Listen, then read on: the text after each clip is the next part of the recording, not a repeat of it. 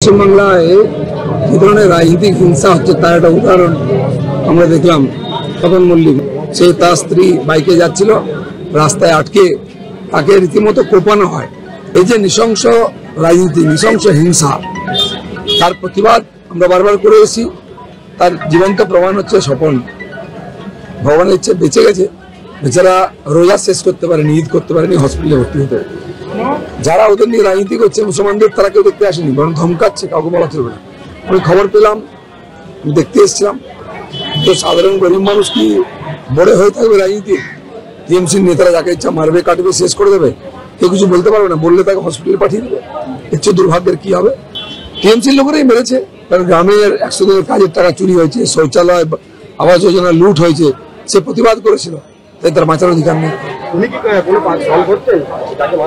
আমি জানি না ও প্রকাশ্যে দল করতো, টিএমসি সাপোর্টার, আর টিএমসি লোকেরাই মেরেছে, যেহেতু টিএমসি চুরি বিরোধী।